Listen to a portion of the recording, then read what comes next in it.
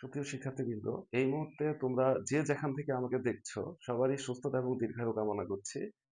আজ আমি নবম দশম শ্রেণীর বীজগাণিতিক রাশি যে অধ্যায়টা রয়েছে উচ্চতর গণিতের সেই অধ্যায় নিয়ে সামান্য কিছু আলোচনা করব। তো এই অধ্যায়টা এসএসসি পরীক্ষার জন্য খুবই গুরুত্বপূর্ণ। এই অধ্যায় থেকে প্রতিবার সিকিউ প্রশ্ন থাকে, এমসিকিউ প্রশ্ন থাকে। তো এই অধ্যায়ের বেসিক যে ব্যাপারগুলো সেগুলা বোঝানোর জন্য আমি হয়তো একটা ক্লাসে পারবো না। তো আজকের ক্লাসে আমি যেই টপিকস গুলো লিখে রেখেছি এখানে, এই টপিকস গুলো নিয়েই আমি প্রাথমিক কিছু আলোচনা করব। তো আলোচনা শুরু করা যাক। বীজগাণিতিক রাশি, এট ফার্স্ট বীজগাণিতিক যেই রাশি বা অ্যালজেব্রাইক এক্সপ্রেশন বলতে আমরা কি বুঝি? যখন চলকের মাধ্যমে আমরা একটা ঘটনাকে উপস্থাপন করি, তখন সেটাকে বলা হয় অ্যালজেব্রাইক এক্সপ্রেশন বা বীজগাণিতিক রাশি। তো এগুলা তোমরা ছোট ক্লাসেই এগুলো ক্লিয়ার হয়েছো। আমি আশা করব যে এগুলো তোমরা জানো যে এটা হচ্ছে একটা বীজগাণিতিক রাশি। এই রাশির ভিতর এই আমাদের এক্স, এইটাকে বলা হয় চলক।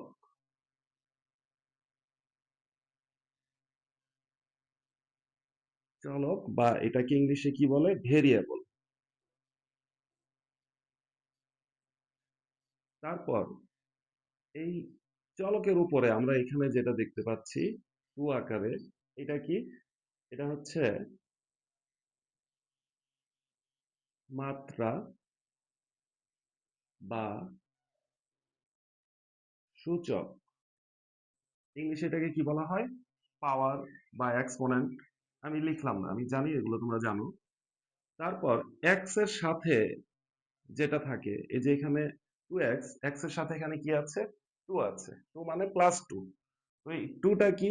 এইটাকে বলা হয় সহগ। এই সহগের ইংরেজি কি?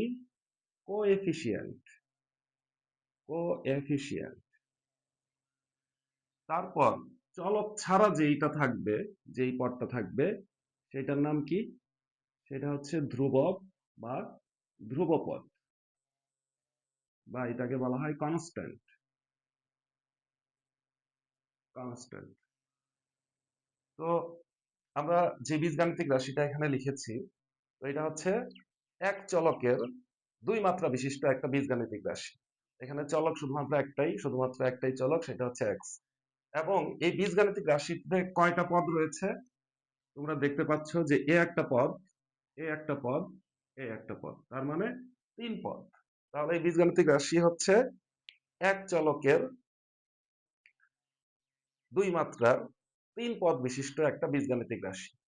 এই বীজগাণিতিক রাশির মাঝে আমরা যে এই যে প্লাস চিহ্ন দেখতে পাচ্ছি, এই প্লাস বা মাইনাস, আরেকটা কি মাল্টিপ্লাই, আর হচ্ছে এই ডিভিশন, এই চারটাকে বলা হয় অপারেটর। অপারেটর।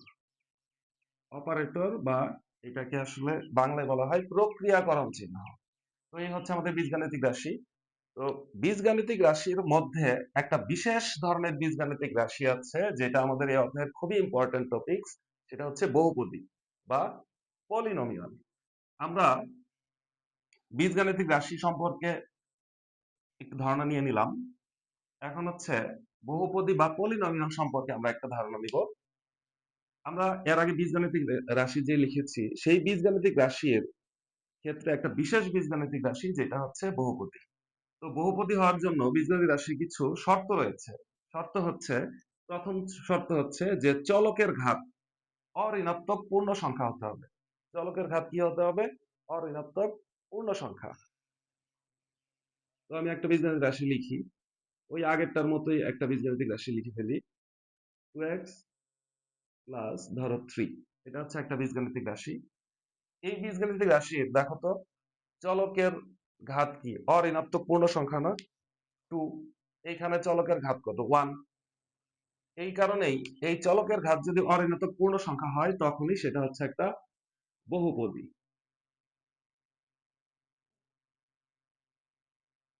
বহুপদী হওয়ার প্রথম শর্ত হচ্ছে অঋণাত্মক পূর্ণ সংখ্যা হতে হবে চলকের ঘাত। আর দ্বিতীয় শর্ত হচ্ছে বহুপদীর যে পদের সংখ্যা থাকবে সেটা থাকবে সসীম, অসীম না, সসীম সংখ্যক পদ হইতে হবে।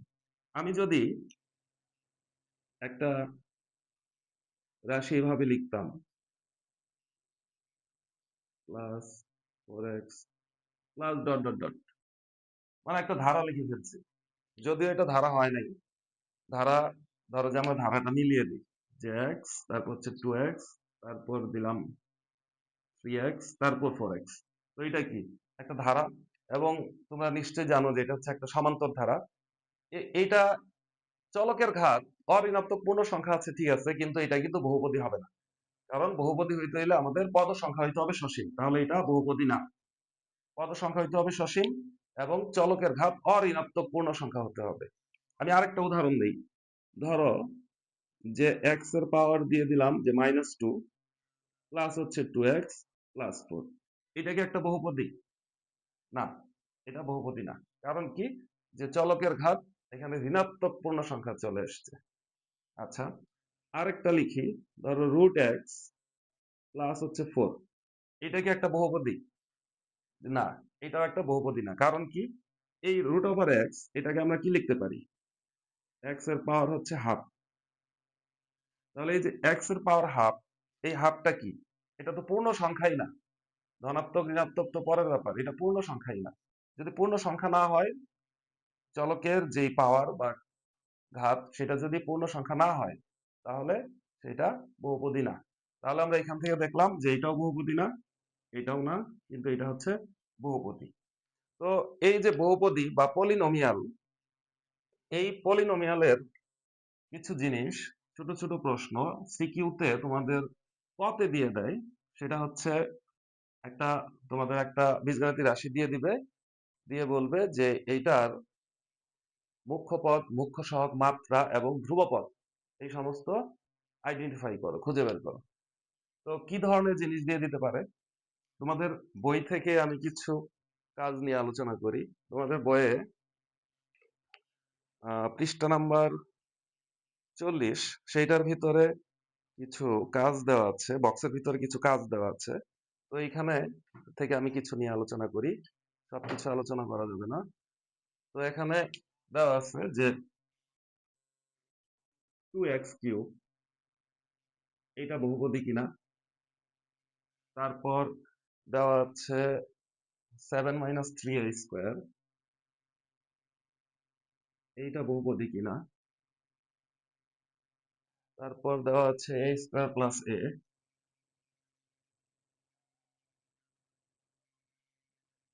Divide by a³ - a।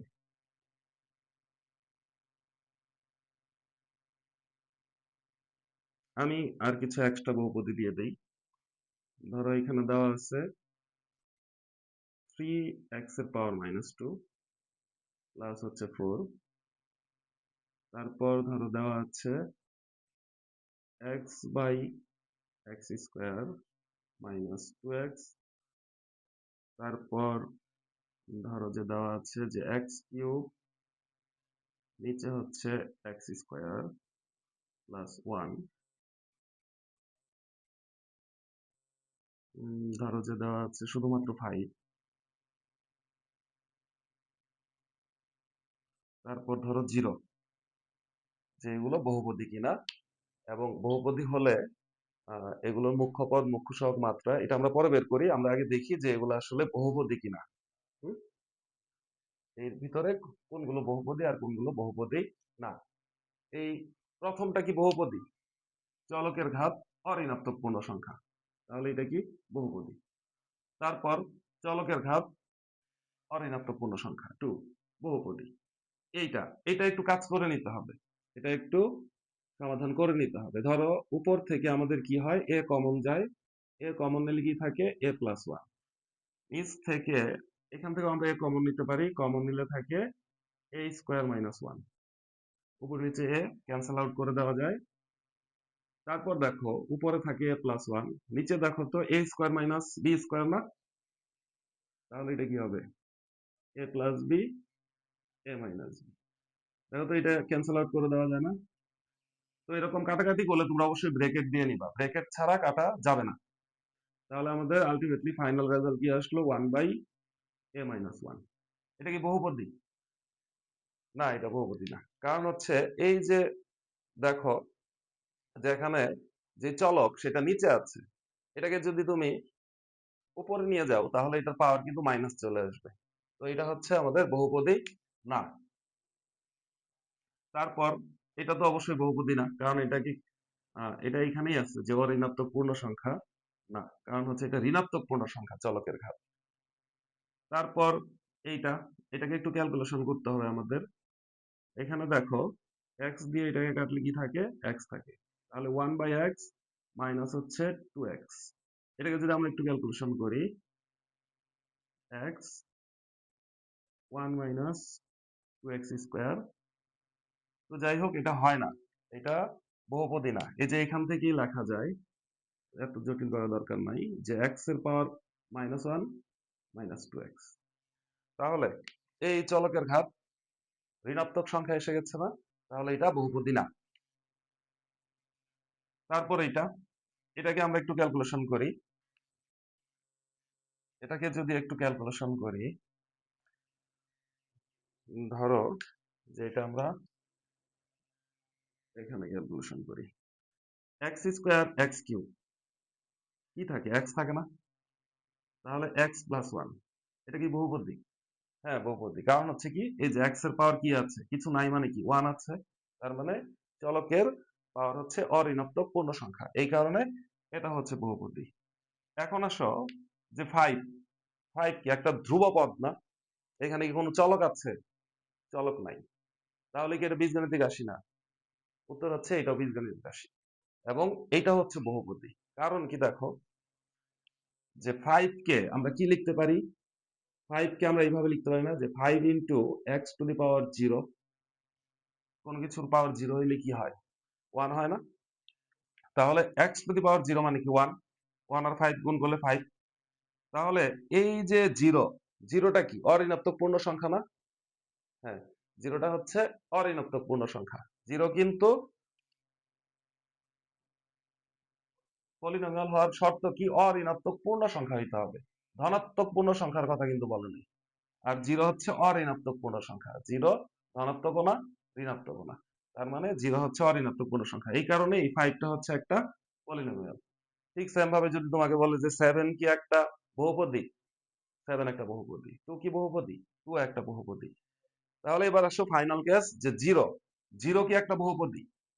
বহুপদীর ভিতরে সবচেয়ে এক্সেপশনালি হচ্ছে এই জিরো, এবং এই জিরোটা বহুপদী কিনা আমরা দেখো তো, যে এইখানে যে আমরা বহুপদী, এই জিরোকে আমরা এইভাবে লিখতে পারি না, জিরো ইন্টু হচ্ছে এক্স এর পাওয়ার 0 লেখা যায়। এক্স এর পাওয়ার 0 মানে কি 1, 1 দিয়ে জিরোকে গুণ করলে কি হবে, জিরোই হবে। তাহলে এটা এইভাবে লেখা যায়। জিরোকে দেখো এইভাবে লেখা যায়, 0 ইন্টু এক্স এর পাওয়ার ধরো যে 2 দিয়ে দিলাম, এক্স স্কোয়ার আর 0 গুণ করলে কি 0, তার মানে জিরো একটা বহুপদী। আচ্ছা, কিন্তু জিরোকে দেখো তো এইভাবে লেখা যায় না, 0 ইন্টু এক্স এর পাওয়ার -2। আমরা যদি এক্স টু দি পাওয়ার -2 এর সাথেও 0 গুণ করি, তারপরেও কিন্তু 0 হয়। তাহলে তাহলে তো 0 বহুপদী না। আবার এখানে দেখছি যে 0 হচ্ছে বহুপদী। তো এখন প্রশ্ন হচ্ছে 0 বহুপদী নাকি বহুপদী না? এখন উত্তর হচ্ছে 0 হচ্ছে বহুপদী। 0 যদি বহুপদী না হতো, তাহলে পৃথিবীতে কোনো বহুপদী থাকতো না। কেন? দেখো তো, এটার সাথে আমরা 0 লিখতে পারি না, যে 2x³ প্লাস 0। তারপর এর সাথেও 0 লিখতে পারি না।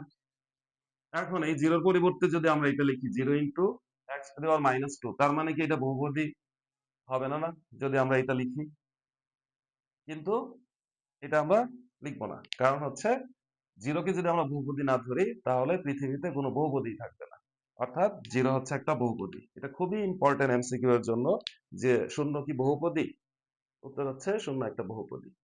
তাহলে আমরা বহুপদীর মোটামুটি বেসিক যে ব্যাপারগুলো সেগুলো জানলাম, যে বহুপদী কি জিনিস, কোনটা বহুপদী কোনটা বহুপদী না, আমরা আশা করা যায় বলে দিতে পারবো দেখা মাত্র।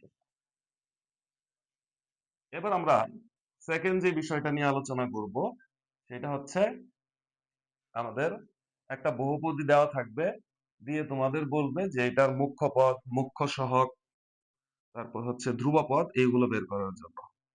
তো আমরা সেগুলো একটু শিখবো, সেগুলো খুবই সহজ।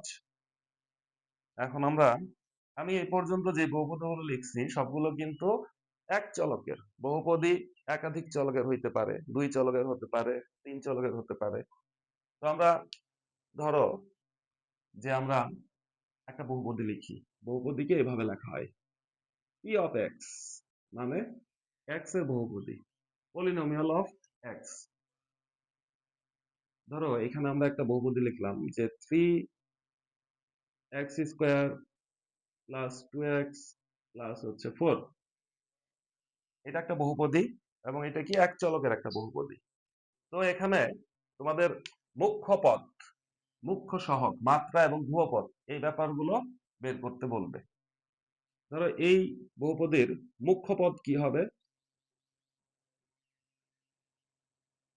মুখ্য পদ মনে রাখবা যে যেই পদে চলকের ঘাত সর্বোচ্চ সেই পদটাই হচ্ছে মুখ্য পদ।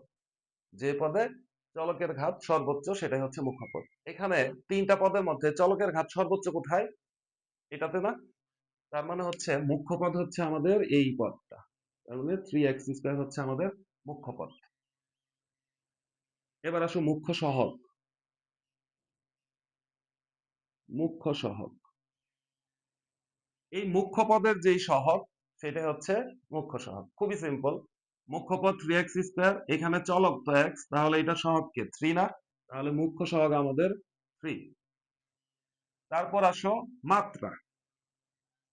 মাত্রা মাত্রা হচ্ছে এই যে মুখ্য পদের চলকের যেই মাত্রা, চলকের যেই পাওয়ার, চলকের যেই সূচক, চলকের যেই ঘাত, পাওয়ার যেটাই বলো সেটা হচ্ছে আমাদের মাত্রা। তাহলে এখানে চলকের পাওয়ার কত? 2, তার মানে মাত্রা হচ্ছে 2। এই বীজগাণিতিক রাশির বা এই পলিনোমিয়াল যেটা বহুপদী, এটার মাত্রা হচ্ছে 2। তাহলে এটা হচ্ছে দুই মাত্রার একটা বহুপদী। ধ্রুবপদ। ধ্রুবপদ তোমরা এর আগেই জানছো যে ধ্রুবপদ কি জিনিস। যেখানে চলক নাই সেটা হচ্ছে ধ্রুবপদ। তাহলে ধ্রুবপদকে 4। ক্লিয়ার ব্যাপারটা? তো এটা তো গেল এক চলকের বহুপদীর ক্ষেত্রে। আমরা এখন দুই চলকের বহুপদীর একটা উদাহরণ নিব। দুই চলকের একটা বহুপদীর একটা উদাহরণ নিব। দুই চলকের বহুপদী, দুই চলকের বহুপদী এটা মুছে ফেলি। তারপর আমরা সেখান থেকে দুই চলকের বহুপদীর একটা উদাহরণ নিয়ে সেটা বসায় দিব। দুই চলকের যেই বহুপদী, ধরো দুই চলকের বহুপদী হচ্ছে P of x Y. P of x Y, P of x Y আমরা এটা এইভাবে লিখি। ধরো যেভাবে আছে 4x² অথবা x³ প্লাস হচ্ছে 3xy² প্লাস হচ্ছে y³ প্লাস হচ্ছে 6। আমি আমার মতো করে একটা লিখলাম। তো এটা হচ্ছে, এখানে চলক কয়টা? দুইটা, এক্স এবং হচ্ছে ওয়াই। দুই চলকের একটা বহুপদী। তাহলে এই বহুপদীর মুখ্য পদ কোনটা? মুখ্য পদ হবে, তুমি খেয়াল করবা যে দুই চলকের যেই পাওয়ার সেই পাওয়ারটার যোগফল সর্বোচ্চ যেখানে যেই পদে সেটাই হচ্ছে আমাদের মুখ্য পদ। এখানে এই পদে দেখো এক্স এর পাওয়ার কত? 3, ওয়াই এর পাওয়ার কত? 1। 3 আর 1 যোগ করলে কত? 4। এখানে কত? এক্স এক্স ওয়াই স্কোয়ার, তাহলে এখানে 2 আর এখানে 1, তার দুইটা মিলে কত? 3। আর এখানে তো এক্স নাই, শুধু ওয়াই এর পাওয়ারই হচ্ছে 3। তার মানে সবচেয়ে বেশি আমাদের মাত্রা বা পাওয়ার কোনটা? এই পদে। তার মানে এই পদটাই হচ্ছে আমাদের মুখ্য পদ। তাহলে মুখ্য পদ কোনটা? 4x³ ওয়াই, এটা হচ্ছে মুখ্য পদ। মুখ্য সহগ কি হবে? চলক দুইটা বাদে যা আছে তাই। ঠিক আছে? তারপর মাত্রা কি? মাত্রা হচ্ছে এই যে চলকের যে পাওয়ার সেই পাওয়ারের যোগফল, মানে 3 আর 1 কত? 4। ধ্রুবপদ কোনটা? যেটাতে কোনো চলক নাই। বুঝা গেছে ব্যাপারটা? এখন দেখো, প্রশ্ন তো এত ইজি হবে না, একটু একটু চেঞ্জ করে দিবে। ধরো এখানে এক্স ওয়াই এর জায়গায়, শুধুমাত্র এক্স না দেই, আমি আর একটু ব্যাপারটা অন্যরকম করি। ধরো এখানে ওয়াই দিয়ে দিল, যে পি অফ ওয়াই সেটা সমান হচ্ছে এরকম। পি অফ ওয়াই সমান হচ্ছে এরকম। তার মানে কি? তার মানে হচ্ছে এখানে এক্স কিন্তু আর চলক হিসেবে থাকবে না। এখন আমি যেই বহুপদীটা লিখেছি সেখানে কিন্তু চলক শুধুমাত্র ওয়াই, এক্স কিন্তু চলক না। তাহলে পি অফ ওয়াই যদি এরকম দেওয়া থাকে, দিয়ে যদি তোমাকে বলে মুখ্য পদ, মুখ্য সহগ, মাত্রা, ধ্রুবপদ এগুলো বের করো, তখন কি হবে? এবার দেখো আমাদের চলক কিন্তু ওয়াই, তাহলে শুধুমাত্র ওয়াই এর পাওয়ারটা দেখতে হবে। ওয়াই এর পাওয়ার কত? 1, ওয়াই এর পাওয়ার কত? 2, ওয়াই এর পাওয়ার কত? 3। তার মানে এখানে আমাদের মুখ্য পদ কিন্তু এটা। তার মানে আমাদের মুখ্য পদ কত? মুখ্য পদ হচ্ছে আমাদের, সবই চেঞ্জ হয়ে যাবে এবার দেখো। তাহলে আমাদের মুখ্য পদ কত? মুখ্য পদ হচ্ছে আমাদের ওয়াই কিউ। মুখ্য সহগ, মুখ্য পদের সাথে যে সহগ কত? 1। তারপর মাত্রা, মাত্রা হচ্ছে এই যে মুখ্য পদ তার যে পাওয়ার সেটা হচ্ছে মাত্রা 3। আর ধ্রুবপদ, ধ্রুবপদ হচ্ছে ওয়াই যেখানে নাই সেটা হচ্ছে ধ্রুবপদ। তাহলে এখানে শুধুমাত্র এইখানেই ওয়াই নাই, তাহলে এই পদটাই হচ্ছে ধ্রুবপদ। বুঝা গেছে? ক্লিয়ার? এখন বিষয়টাকে আমরা আরেকটু চেঞ্জ করে দিই। ধরো এখানে যে ওয়াই না দিয়ে তোমাকে এখানে এক্স দিয়ে দিল, তাহলে কি হবে? পি অফ এক্স সমান হচ্ছে এটা, একই জিনিস, শুধু তোমাকে এখানে চলকটা চেঞ্জ করে দিল, যে পি অফ এক্স সমান হচ্ছে এরকম। তাহলে এবার তুমি মুখ্যপদ মুখ্য সহগ কিভাবে বের করবা? তাহলে মুখ্যপদ, এবার চলককে শুধুমাত্র এক্স, তাহলে এক্স কিউব, এখানে এক্স এর পাওয়ার 1, এখানে তো এক্স নাই, তাহলে এইটাই আবার কি হবে? তোমার মুখ্য পদ হয়ে যাবে। তাহলে এই ক্ষেত্রে মুখ্য পদ আবার প্রথমটা হয়ে যাবে। এই ক্ষেত্রে মুখ্য পদ আবারও আমাদের এই পদটা, সম্পূর্ণ পদটাই হচ্ছে আমাদের মুখ্য পদ।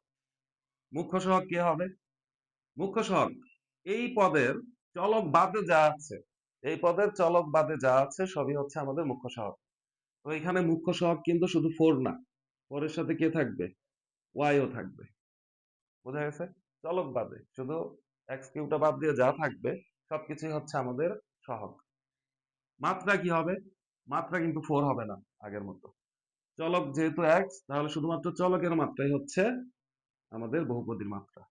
বোঝা গেছে? ধ্রুবপদ, ধ্রুবপদ দেখো, ধ্রুবপদটা আরো ইন্টারেস্টিং। এবার দেখতে হবে যে এক্স কোথায় কোথায় নাই।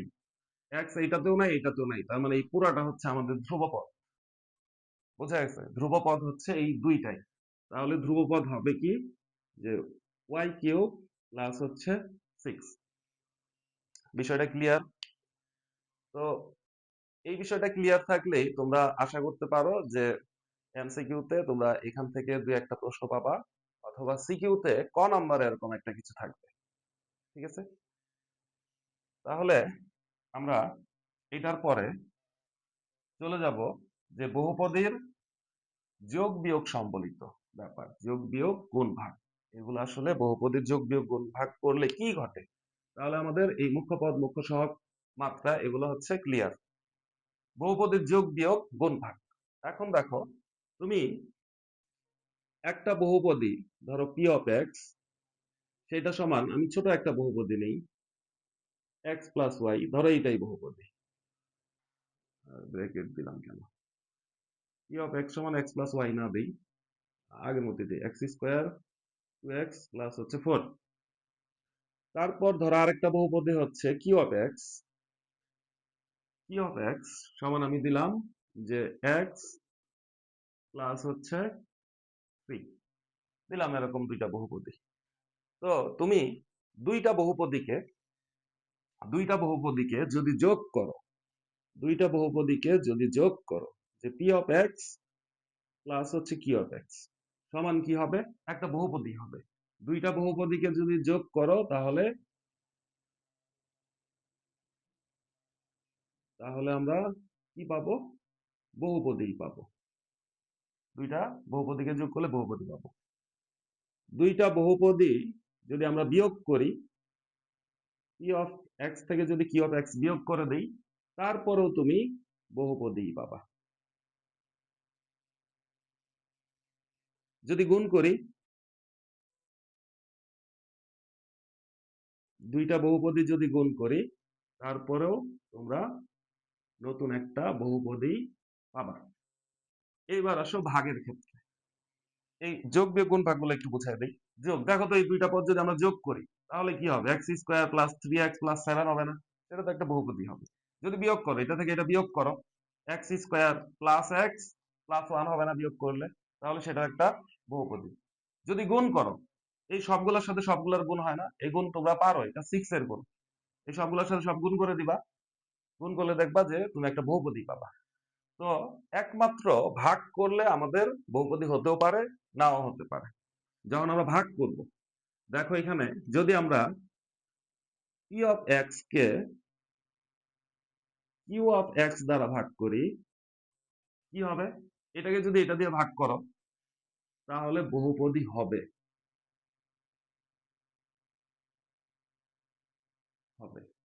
কিন্তু কিউ অফ এক্স কে যদি তুমি পি অফ এক্স দিয়ে ভাগ করো, তাহলে বহুপদী হবে না। কেন হবে, কেন হবে না? এটা তো বুঝলাম না, তাই না? দেখো, এটাকে এটা দিয়ে যখন ভাগ করবা, ভাগ করলে তোমার উপরে দেখো মাত্রা কত? এই মাত্রা মানে এই পুরা বহুপদীর মাত্রা। এই বহুপদীর মাত্রা কত? 2 না? এই বহুপদীর মাত্রা কত? 1 না? 2 মাত্রার একটা বহুপদীকে তুমি যদি 1 মাত্রার বহুপদী দিয়ে ভাগ করো, তাহলে তুমি বহুপদী পাবা। মানে যেটাকে তুমি ভাগ করবা সেটার মাত্রা যদি যেটা দিয়ে ভাগ করবা সেটার মাত্রার চেয়ে বেশি হয়, তাহলে তুমি বহুপদী পাবা। আর যদি যেটাকে তুমি ভাগ করতেছো, এই যে এখানে কি পি অফ এক্স কে আমরা পি অফ এক্স দিয়ে ভাগ করতেছি, তো যেটাকে ভাগ করতেছো সেটার মাত্রা কম, আর যেটা দিয়ে ভাগ করতেছো সেটার মাত্রা বেশি, তাহলে তুমি কি পাবা না? বহুপদী পাবা না। এটা আমি একটু দেখায় দিই, বিষয়টা। এই যে এখানে অল্প করে দেখায় দিই। দেখো যে আমরা ভাগের ক্ষেত্রে এইটাতে কেন বহুপদী হবে না, একটু খেয়াল করো। যে কি অফ এক্স কে আমরা ভাগ করবো x square plus 2x plus 4, এটা দিয়ে আমরা ভাগ করবো কাকে? কি অফ এক্স মানে এক্স প্লাস 3 কে ভাগ করবো না? এই ভাগ তোমরা 6 এ করছো, 6 বা 7 এ করছো। দেখো এক্স স্কোয়ারের সাথে এক্স মিলাইতে হবে। এক্স স্কোয়ারের সাথে কি গুণ করলে এক্স হবে? 1/x গুণ করলে হবে না? 1/x আর এক্স স্কোয়ার গুণ করলে এক্স হয় না? এইভাবেই তো আমরা ভাগ করি, তাই না? তারপরে এটার সাথে এটা গুণ করতে হয়, এটার সাথে এটা গুণ করলে কি থাকবে? 2 থাকবে। এটার সাথে আবার এটা গুণ করতে হয়, গুণ করলে কি হবে? 4/x হবে। তো এরকম ভাবে চলতে থাকে। তো এখানে দেখো একটা যে পদ পাইলা, এটা কি বহুপদী হইতে পারবে? এরকম একটা পদ যদি থাকে সেটা বহুপদী হবে। এই যে এটা, এটা মানে কি? এটা মানে কি? এটা মানে কি এক্স এর পাওয়ার -1 না? চলকের ঘাত অঋণাত্মক পূর্ণ সংখ্যা না? এই কারণে বহুপদী হতে পারবে না। এটা এরকম ভাগ আকারে না দেখায় সবচেয়ে ভালো হয় যদি আমরা এইভাবে দেখাই, যে পি অফ এক্স ভাগ কি অফ এক্স, আবার কি পি অফ এক্স ভাগ কি অফ এক্স। বুঝা গেছে? এইটা বহুপদী, এটা বহুপদী না। ঠিক আছে? ঠিক আছে। এইভাবে লিখলে একটা সুবিধা কি, তুমি এখানে লব হর দিয়ে মনে রাখতে পারবা। নিচেরটা কি? হর, উপরেরটা কি? লব। তার মানে লবের মাত্রা যদি হরের মাত্রার চেয়ে বেশি হয়, তাহলে তুমি কি পাবা? বহুপদী পাবা। আর যদি হরের মাত্রা বেশি হয়, লবের মাত্রা কম হয়, তাহলে তুমি বহুপদী পাবা না। ক্লিয়ার? লবের মাত্রা বেশি হইলে বহুপদী পাবা, হরের মাত্রা বেশি হইলে বহুপদী পাবা না। ওকে? এটা আমাদের আংশিক ভগ্নাংশতে কাজে লাগবে, আমি পরে এটা নিয়ে আলোচনা করব। তো এই গেল বহুপদীর যোগ বিয়োগ গুণ ভাগ। এখন আমরা আমাদের পরবর্তী টপিকস, এটা কি? সমমাত্রিক বহুপদী। সমমাত্রিক বহুপদী বা হোমোজেনাস পলিনোমিয়াল। ঠিক আছে? তাহলে আমাদের এটা ক্লিয়ার। এখন আমরা দেখব সমমাত্রিক বহুপদী বা হোমোজেনাস পলিনোমিয়াল। সমমাত্রিক বহুপদী মানে কি? মানে হচ্ছে, আমি আগে লিখি। ধরো তুমি পি অফ দুই চলকের একটা নিই, এক্স ওয়াই, সমান এমন হচ্ছে যে এক্স স্কোয়ার প্লাস হচ্ছে ওয়াই স্কোয়ার প্লাস হচ্ছে এক্স ওয়াই, এরকম ভাবে আছে। হ্যাঁ? তো এটা দুই মাত্রার একটা বহুপদী। দেখো তো দুই মাত্রার বহুপদী, এখানে প্রতিটা পদের মাত্রা কি সমান না? এই পদের মাত্রা কি? 2। এই পদের মাত্রা কত? 2। এই পদের মাত্রাও কিন্তু 2। কারণ কি? এই যে x এর পাওয়ার 1, y এর পাওয়ার 1, দুইটা যোগ করলে কি? 2। তার মানে যেই বহুপদীর প্রতিটা পদের মাত্রা সমান, সেই হচ্ছে সমমাত্রিক বহুপদী বা হোমোজেনাস পলিনোমিয়াল। ক্লিয়ার? সমমাত্রিক বহুপদী কিন্তু 3 পদেরও হতে পারে। ধর আমি একটা এবিসি দিয়ে লিখি, এবিসি, এটা সমান, ধরো এমন লিখলাম যে a cube plus b cube plus c cube minus 3a বিসি। এটা আসলে একটা সূত্র, তোমাদের এটা লাগবে, বিশেষ বীজগাণিতিক সূত্র এই অধ্যায়ে লাগবে। তো দেখো তো, এখানে প্রতিটা পদ মাত্রা কত? 3 করে না?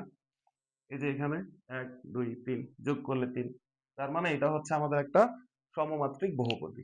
ঠিক আছে? সমমাত্রিক বহুপদী বা হোমোজেনাস পলিনোমিয়াল। এবার আসো প্রতিসম বহুপদী।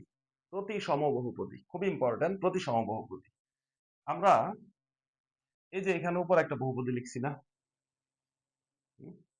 এই বহুপদীটাই একটা বিশেষ ধরনের সমমাত্রিক বহুপদী, যেটা আসলে প্রতিসম বহুপদী। প্রতিসম বা সিমেট্রিক পলিনোমিয়াল। Symmetric polynomial. দেখো,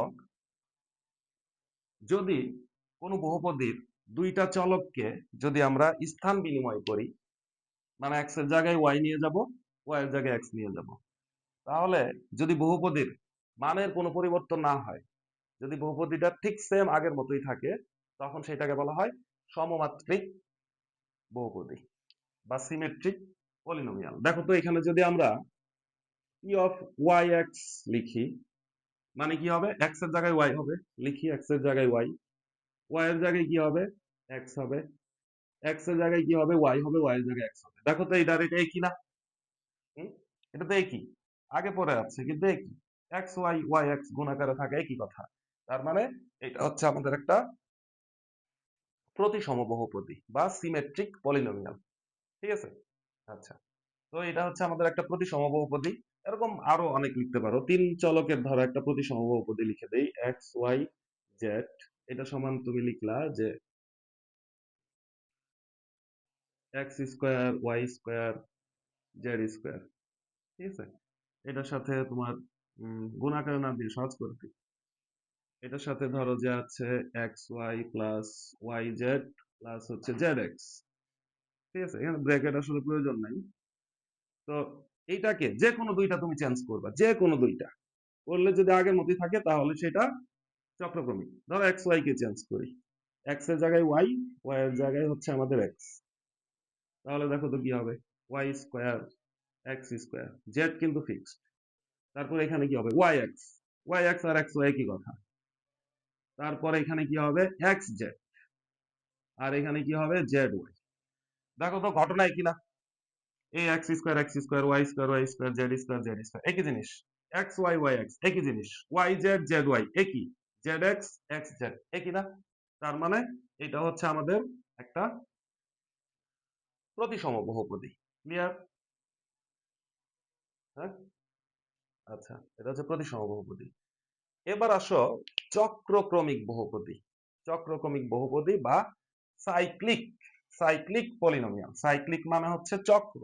ওই যে বাইসাইকেল আছে না, সাইকেল, সাইকেল মানে হচ্ছে চক্র, চাকা। তো এই সাইক্লিক পলিনোমিয়ালটা আমরা একটু দেখব। এটা খুব ইম্পর্টেন্ট। এই চক্রক্রমিক বহুপদী দিয়ে আমাদের উৎপাদকে বিশ্লেষণ করতে হবে পরবর্তীতে, এবং খুবই সহজ, খুবই সহজ একটা নিয়মে আমি করাই দিব। দেখবে যে সব চক্রক্রমিক বহুপদী তুমি একটা নিয়মে করে ফেলতে পারতেছো। ঠিক আছে?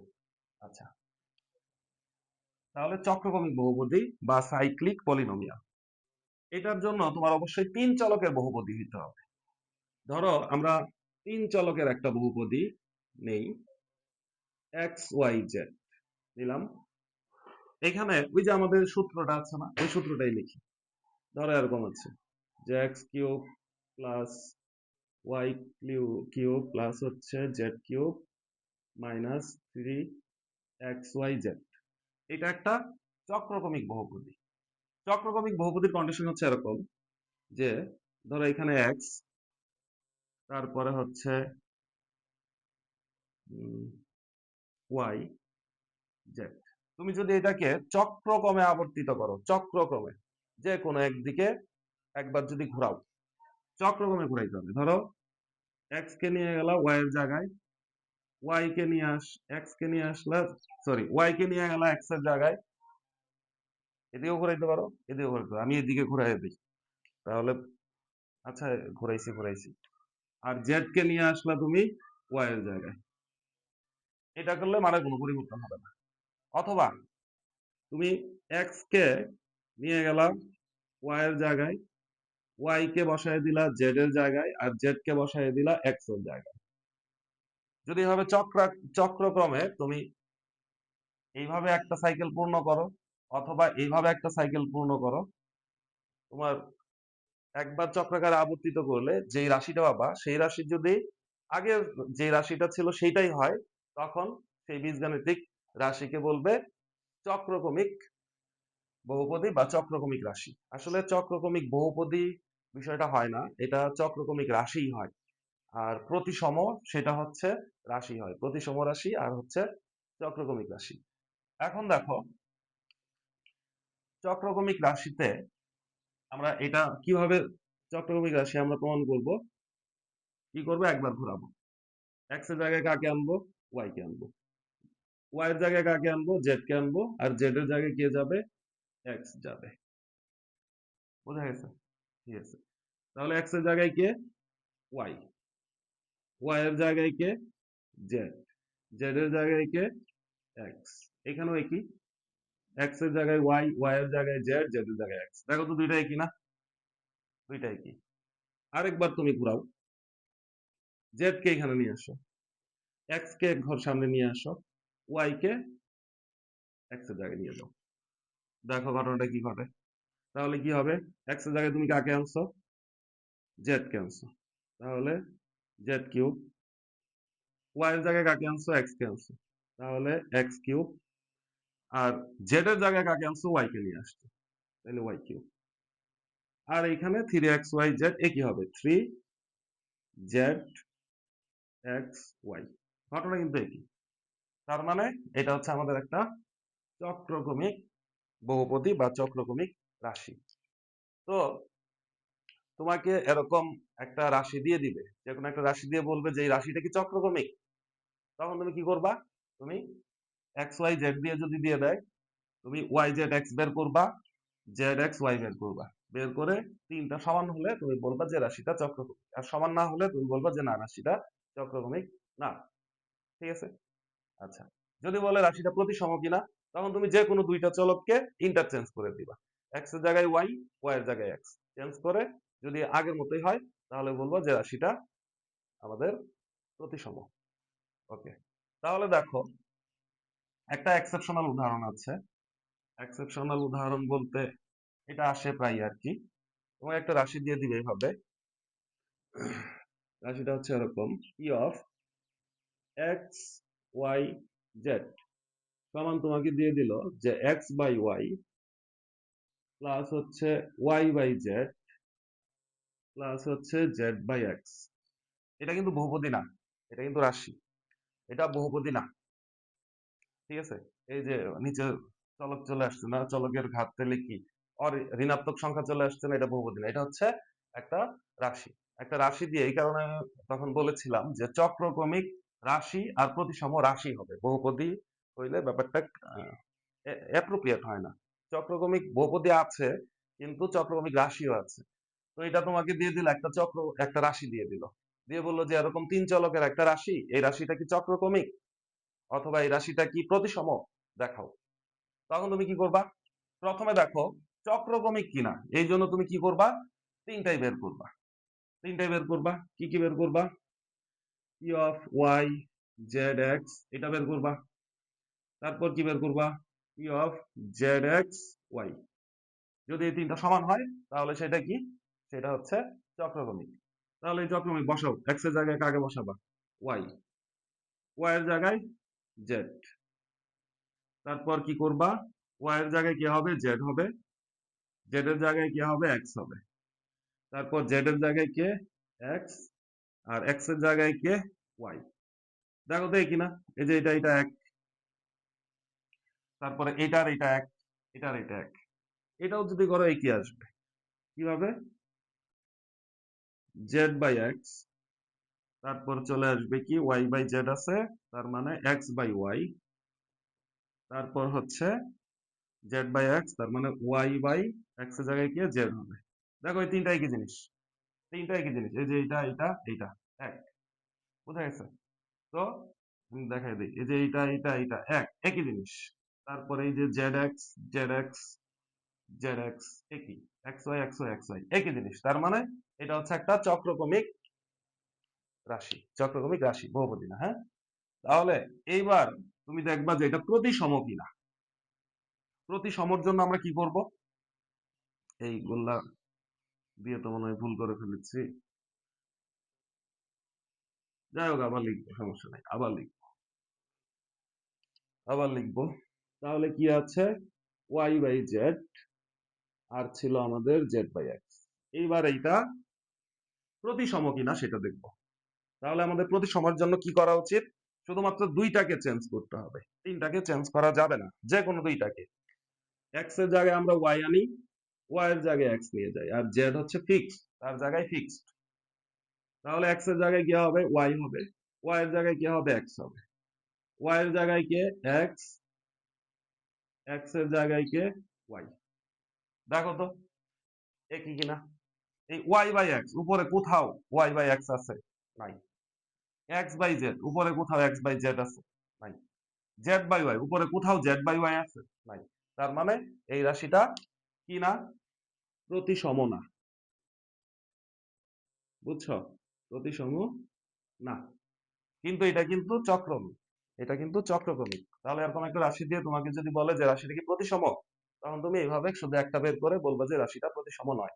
যদি বলে চক্রক্রমিক, তাহলে ওই তিনটা বের করে তারপর দেখাই দিবা যে এটা চক্রক্রমিক। ক্লিয়ার? এবার আসো আমাদের আরেকটা ইম্পর্টেন্ট টপিকস এই চ্যাপ্টারের, সেটা হচ্ছে আমাদের ভাগশেষ উপপাদ্য এবং হচ্ছে উৎপাদক উপপাদ্য। তো এটা ওইভাবে মুখস্থ করার দরকার নাই, আমি খালি বুঝাই দেই যে ভাগশেষ উপপাদ্যটা কি আর উৎপাদক উপপাদ্যটা কি। দেখো, একটা পলিনোমিয়াল, একটা বহুপদী, সেটাকে তুমি যদি ভাগ করো, কি দিয়ে ভাগ করবা? এক্স মাইনাস এ দিয়ে ভাগ করলা। পি অফ এক্স একটা পলিনোমিয়াল, একটা বহুপদী, সেটাকে তুমি এক্স মাইনাস এ দিয়ে ভাগ করলা। এ কে জিনিস? এ হচ্ছে একটা ধ্রুব সংখ্যা, একটা সংখ্যা হইতে পারে, বা এই যে এবিসিডিও হইতে পারে, সমস্যা নাই। তো এরকম একটা ধ্রুব সংখ্যা।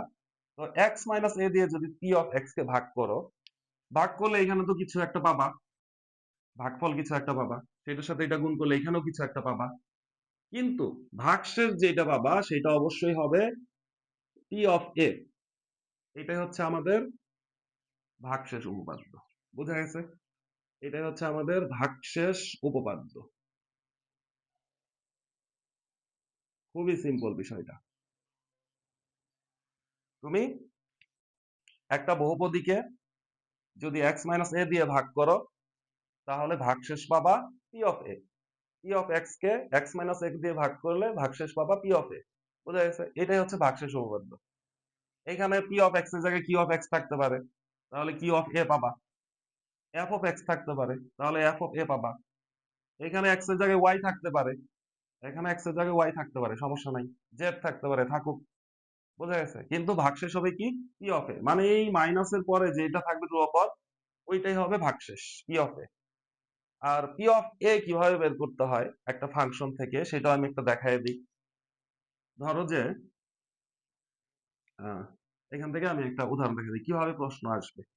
ধরো তোমাকে দিয়ে দিল যে পি অফ এক্স এইটা সমান হচ্ছে এক্স স্কোয়ার প্লাস হচ্ছে 2x প্লাস হচ্ছে 3, এরকমই দিয়ে দিল, হ্যাঁ? দিয়ে বলল যে এইটাকে, এই বহুপদীকে যদি আমরা এক্স মাইনাস 2 দিয়ে ভাগ করি, এই বহুপদীকে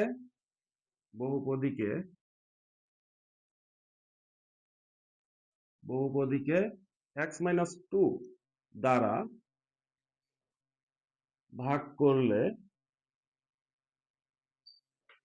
ভাগশেষ ভাগশেষ কত হবে?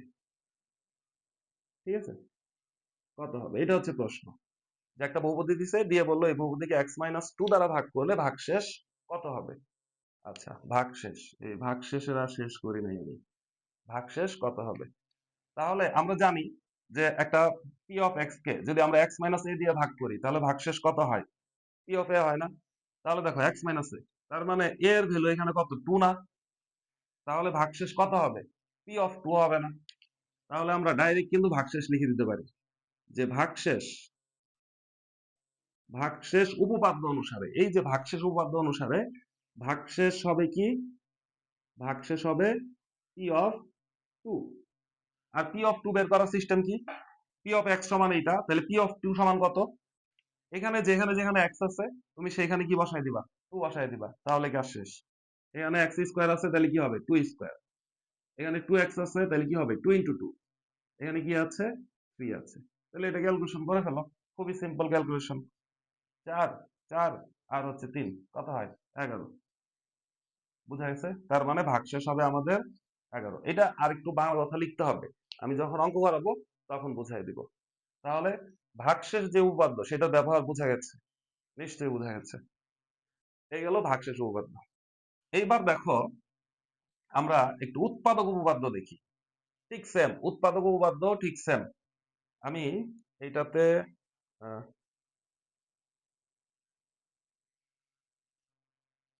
এটা যাক, উৎপাদক উপপাদ্য। আমরা একটু উৎপাদক উপপাদ্য দেখবো। তাহলে ভাগশেষ উপপাদ্য, ভাগশেষটাকে শেষ করে দিলাম। এবার আসবে কি? উৎপাদক উপপাদ্য। ভাগশেষ উপপাদ্য শেষ, উৎপাদক, উৎপাদক উপপাদ্য।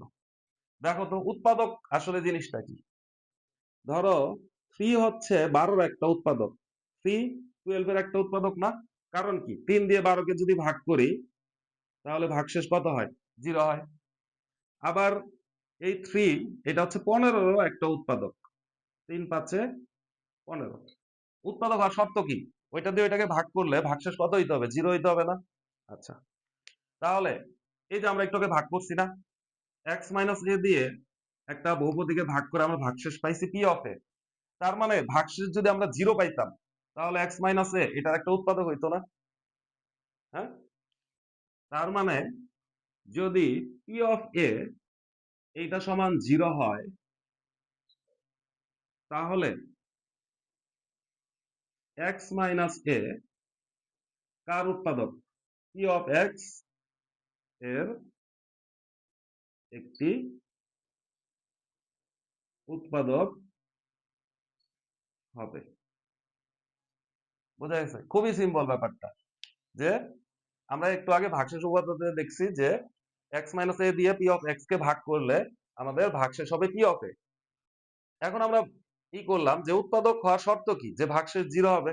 তার মানে এই ভাগশেষ p অফ a যদি 0 হয় তাহলে x-a p অফ x এর একটা উৎপাদক হবে। আর এটাই হচ্ছে আমাদের উৎপাদক উপপাদ্য। তাহলে তোমাকে উৎপাদক উপপাদ্য কিভাবে বলবে? বলবে যে x-a এটার একটা উৎপাদক হইলে, এখানে একটা এখানে একটা পলিনোমিয়াল দেওয়া থাকবে, সেখানে একটা ধ্রুবক দেওয়া থাকবে, মানে অজানা একটা জিনিস দেওয়া থাকবে, কে বা এম এগুলো দেওয়া থাকবে। তোমাকে বলবে কে এর মান কত হইলে x-a এটার একটা উৎপাদক হবে। তাহলে তুমি কি করবা? x-a যেহেতু এটা একটা উৎপাদক, তাহলে কি p অফ a সমান 0। বা তোমাকে বললো যে x-2 আগেরটার মতো x-2 এটার একটা উৎপাদক হবে, তখন তুমি কি করবা? p অফ 2 বের করবা। p অফ 2 সমান কত হবে? 0 হবে। সেখান থেকে তুমি মান বের করে ফেলবা। পারবা না? পারবা। আমরা যখন অঙ্ক করবো তখন বিষয়টা আরো ক্লিয়ার হবে। এবার আমরা এই চ্যাপ্টারের আরেকটা ইম্পর্টেন্ট টপিকস অভেদ, সেটা সম্পর্কে আমরা ধারণা নিব। অভেদ জানতে গেলে আমাদের প্রথমে ইকুয়েশন বা সমীকরণ সম্পর্কে জানতে হবে। সমীকরণ জিনিসটা কি? সমীকরণ, দেখো আমরা অনেক ধরনের সমীকরণের সমাধান করছি না? যে এক্স প্লাস ওয়াই সমান হচ্ছে 5 থাকলে এই সমীকরণের সমাধান করো। বা এরকমও তো আমরা সমীকরণ লিখতে পারি যে x square plus 2xy plus y square সমান দিলাম আমরা কি? যে এক্স প্লাস ওয়াই এর হোল স্কোয়ার। তো এরকম মানে সমান চিহ্নের এই পাশ ওই পাশ দুইটা বীজগাণিতিক রাশি লিখলেই আমাদের সমীকরণ হয়ে যায়। সমীকরণ মানে কি? দুইটা বীজগাণিতিক রাশি থাকবে, মাঝখানে একটা ইকুয়াল চিহ্ন থাকবে। সেটা কি? সেটা হচ্ছে সমীকরণ বা ইকুয়েশন। ইকুয়াল চিহ্ন থাকবে, ইকুয়েশন হয়ে যাবে। বোঝা গেছে? তাহলে এগুলা হচ্ছে আমাদের সব কি? সমীকরণ। সমীকরণ বা ইকুয়েশন।